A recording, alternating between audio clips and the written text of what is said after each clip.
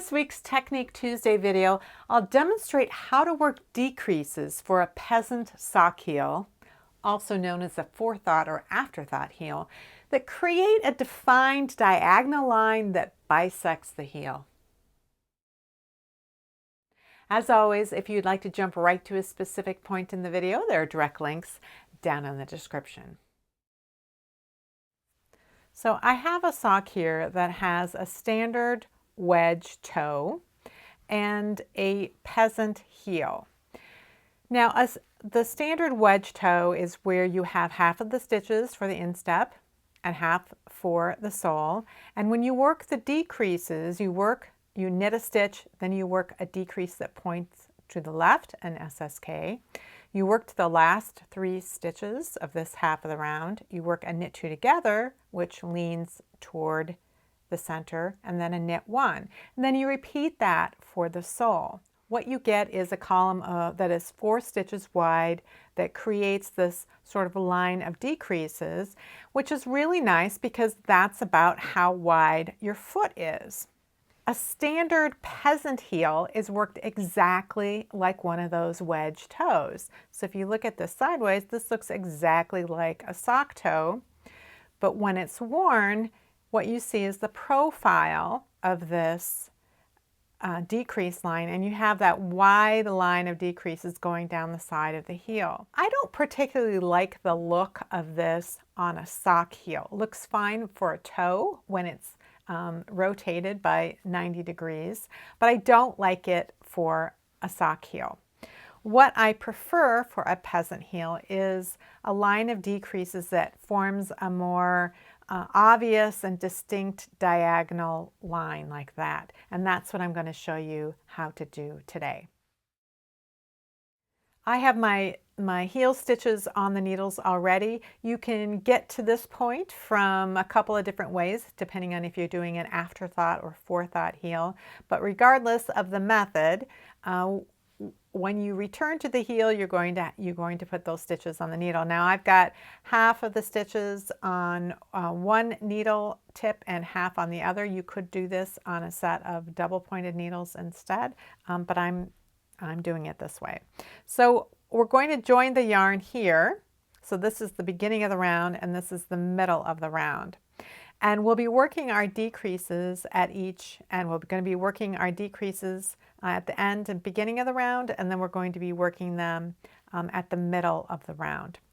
So I'm going to use contrast yarn so you can see what I'm doing. So I'm going to join the round, and I'm going to use a standard technique that I use for picking up a couple of extra stitches at each end to avoid a gap later on. I'm going to I always start any kind of heel that I work at, I pick up a couple of extra stitches at the corners where the heel connects to the instep. I look for this top strand right here and where it's coming into each stitch on either half, and I run a double pointed needle through those 2 stitches like this, and then I knit those. So those will be the first 2 stitches that I knit with the new yarn.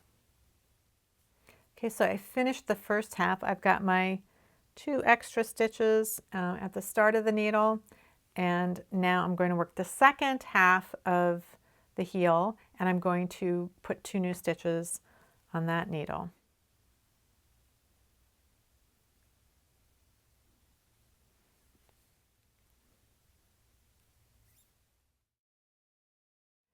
Okay, I'm almost done with this first round. I have 2 stitches remaining on my needle. So I'm coming to the end of a round, and this is where I'm going to work my first decrease. I'm going to work a decrease at the end of the round and then at the beginning of the round. And I do that so that the 2 decreases are side by side.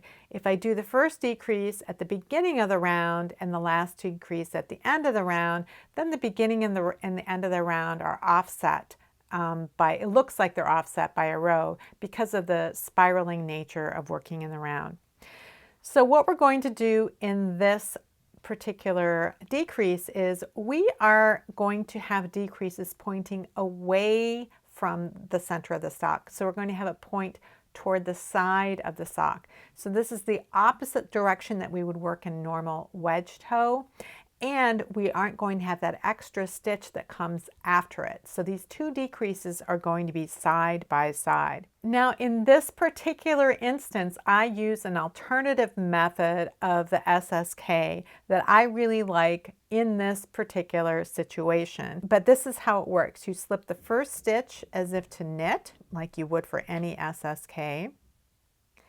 And then for the second stitch, you slip it as if you are purling through the back loop. So you want to point your needle, your left needle toward you so that you can come from behind, and you can insert your working needle from behind as if to purl through the back loop, and then you let that stitch off the needle.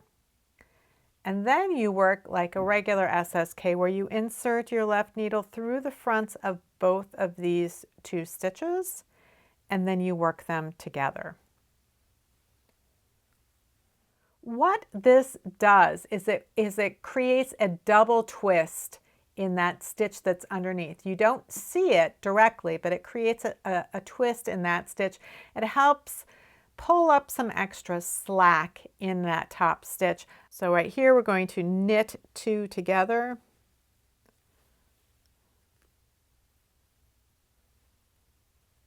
And then we're going to knit to the midpoint of the round. We're going to stop 2 stitches before the middle of the round. Okay, we've got 2 stitches remaining. Once again, we're going to do this alternative SSK. I'm going to move my yarn out of the way so you can see better what I'm doing. You slip the first stitch as if to knit. So you insert as if to knit, let it come off. The second stitch you slip as if to purl through the back. So you need to point that needle toward you so that you can come from behind. And that's going to introduce a twist in that stitch. Now you insert through the front of those 2 stitches.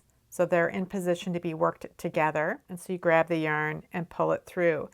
And this causes that bottom stitch to end up with a full twist in it. You're twisting it twice, once when you slip it and again when you knit it off the needle. The first stitch of the second half of the round, the first 2 stitches are knit together. And then you knit to the end. So I'm approaching the end of the round here. Remember, I did my decreases at the start of the round. So really these last 2 stitches are where the end of the round, beginning of the round is. So now I'm going to be working a plain round. So I'm finishing my plain round, and once again I'm going to stop when I get to the last 2 stitches, and again I'm going to work that alternative SSK, which is slip 1 as if to knit, slip the second as if to purl through the back loop, and then insert the needle and work them together.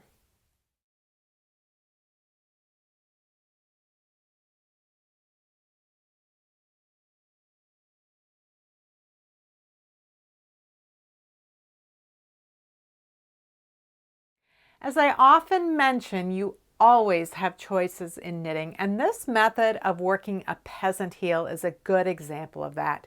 The placement of decreases is side by side rather than separated by 2 knit stitches. The decreases point toward each other rather than away from each other. And an alternative method of working the left-leaning SSK decrease is used. For any one of these choices, you could make a different choice that gives you a process and a result that you like better. While the peasant heel is known for being too shallow for many people, it is possible to make modifications that will allow for a good fit. I have a very tall heel and a narrow ankle, so this heel doesn't work for me without modifications. I did a series of videos that explains how to do these sorts of modifications, which you can see over here. Now that I know how to modify the heel for a good fit, it has become one of my favorites. If you have any comments or questions about today's video or suggestions for videos you'd like to see in the future, you can leave those down in the comments below or join the discussion in my Ravelry group, Rocks. Thanks for watching, and I'll see you next week.